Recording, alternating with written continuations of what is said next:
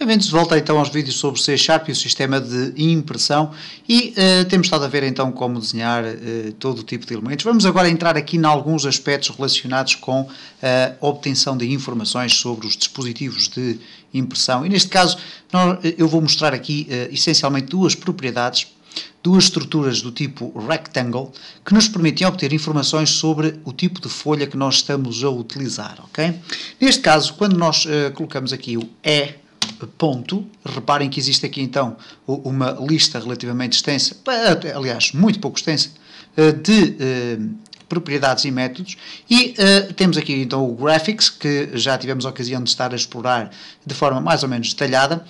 Temos também aqui o Has More Pages, como vimos nos vídeos anteriores, serve para criar documentos com múltiplas páginas. E depois temos aqui duas propriedades que são basicamente duas estruturas Rectangle, o Margin Bounds e o Page Bounds. Eu vou exemplificar o que significa cada uma destas estruturas. Para isso eu vou criar aqui duas estruturas Rectangle R1 é igual a E.Page Bounds.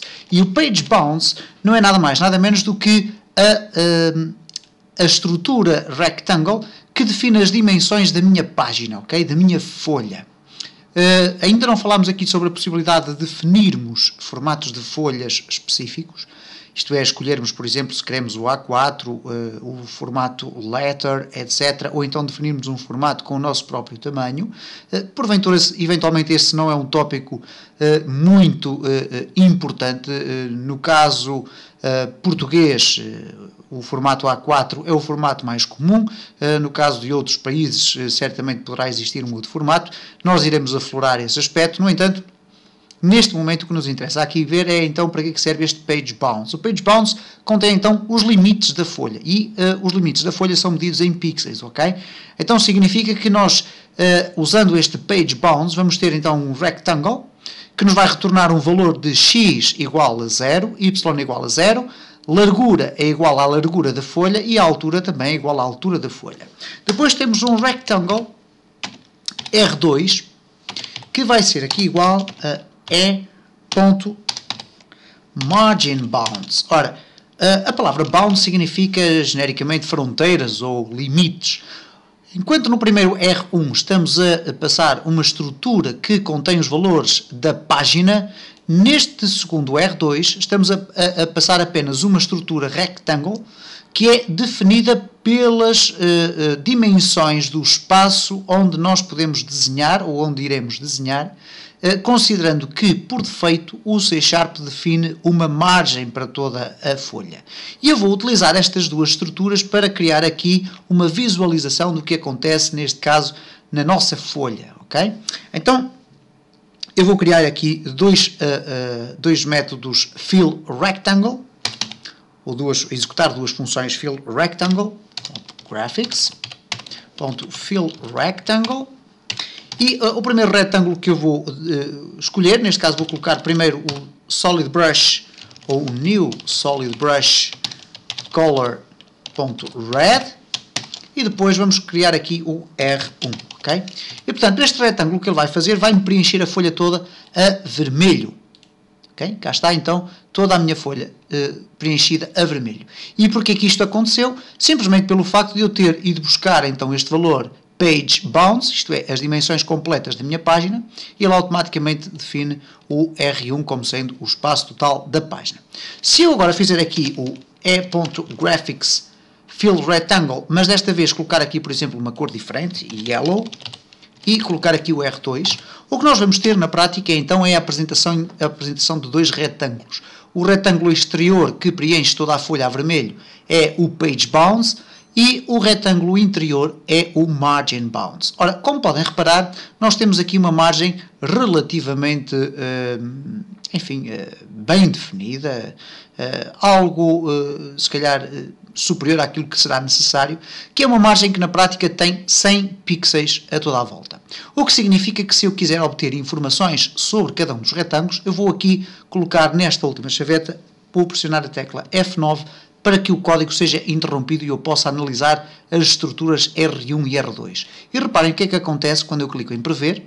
O código vai ser interrompido, neste caso, e reparem que quando eu coloco o meu cursor sobre R1, eu vou ter ali o valor das coordenadas. X é igual a 0, Y é igual a 0, e a largura, neste caso desta página, tem 850 pixels, ok?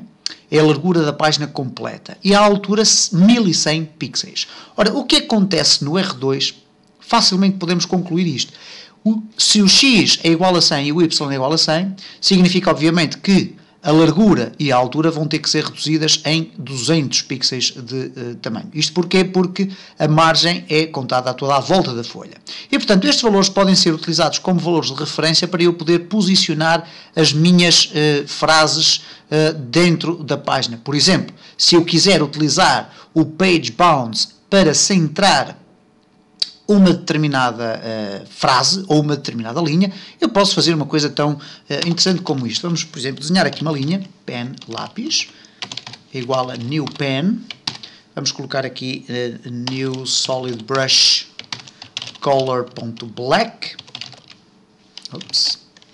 Ora, black. E depois um de espessura, apenas. E agora vamos desenhar aqui um e.graphics.drawline. E no drawline nós vamos utilizar então lápis e o ponto que nós vamos usar vamos fazê-lo da seguinte forma.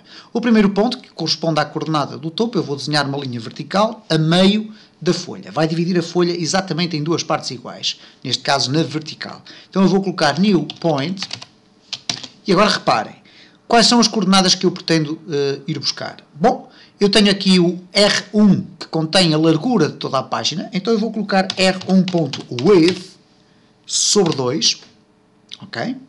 Vírgula 0. E o que é que significa neste ponto? Eu estou a medir a largura completa da minha página, que está definida aqui na estrutura R1, e estou a dividi-la por 2. E depois 0, que é para colocar o cursor de desenho, neste caso o posicionamento mesmo no limite da minha folha.